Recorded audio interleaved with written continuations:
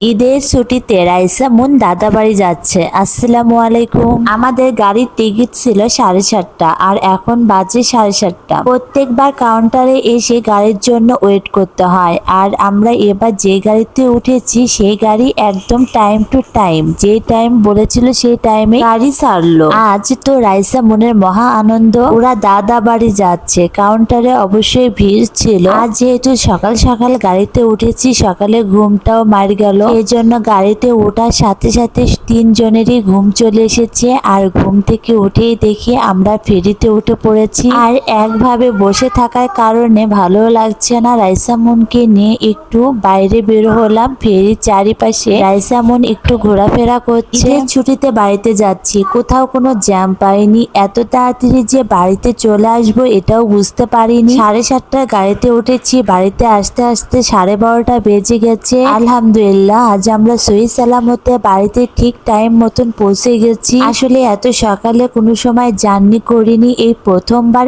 এত সকালবেলা জার্নি করছি। সকালে ঘুমটাও নষ্ট হয়ে গেল, তাতে কোনো সমস্যা নেই। আজ আমরা সারা রাস্তা ঘুমাতে ঘুমাতে এসেছি। ফাইনালি আমরা চলে এসেছি আমাদের শহরে। বাস থেকে নামার পর দেখি এখানে সারি সারি ভ্যান গাড়ি অপেক্ষা করছে, কিন্তু এখানে খেলাম ধরা। ভ্যানওয়ালা আমার কাছে 50 টাকার ভাড়া 80 টাকা চেয়েছিল, কিন্তু আমি কোনো দামাদামি করিনি। আমি 80 টাকাতে রাজি হয়েছি। তারপর ভ্যানে উঠলাম, কিন্তু বাড়িতে যাওয়ার পর ভ্যান থেকে নেমে আমি যখন ভ্যানওয়ালাকে 100 টাকা দিয়েছি, ভ্যানওয়ালা আমাকে আর 20 টাকা ফেরত দেবে না। আপু 20 টাকা আমি দিব না, ঈদের সময় এসেছি, এটা মনে করেন আপনি আমাকে বোনাস দিয়েছে। এটা কি করে হয়? জোর করে কেউ কারো কাছ থেকে বোনাস নেয়? লোকটা আমাকে লাস্টে টাকাই দিল না। যাই হোক, অনেকদিন পর ভ্যান গাড়িতে উঠেছি। গ্রামের আঁকাবাঁকা রাস্তা দিয়ে ভ্যান গাড়ি যখন চলছে, এই ভিউটা দেখতে কিন্তু বেশ ভালোই লাগছে। আমাদের এই এলাকায় কিন্তু কোনো রিক্সা নেই, শুধু ভ্যান গাড়ি